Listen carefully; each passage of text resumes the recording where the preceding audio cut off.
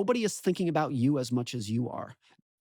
I think with every dollar that you spend, it's always one of two buckets. And you Okay. should ask yourself which bucket this falls into.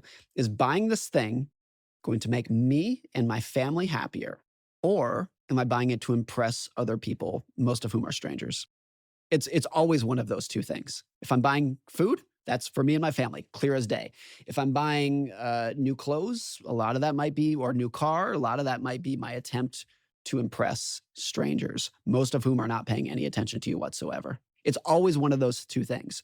Do you want to use money as a tool to live a better life, or do you want to use money as a yardstick of status to measure yourself against others by? Well, that was one of the big lessons from your work for me, which is every dollar you spend falls in two One buckets. of those two You're things. either spending money to make other people think something about you, or you're spending money in a way that makes you feel good about you. Because I think a lot of us don't understand exactly why we're buying things. And one of the things I realized, and I remember when this hit me during a shift, that if somebody came into the hotel driving a Ferrari or a Lamborghini, I would stop and look at the car and be impressed, but I would never look at the driver and say, that guy's so cool. What I would do is I would imagine myself as the driver.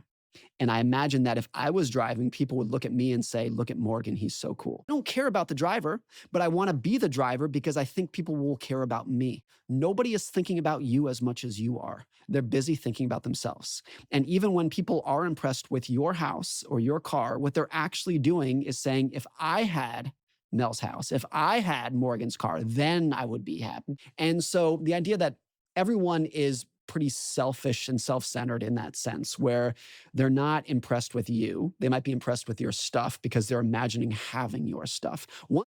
But the idea that no one's thinking about you as much as you are will collapse your aspirations in a wonderful way. And it will get you towards contentment much quicker than anything else. That is such a mind blowing realization because if we're all chasing all this stuff on the outside so that people look at the stuff that we have and then think we're amazing, Yeah. you're proving in that simple example that's not how the human brain works at all.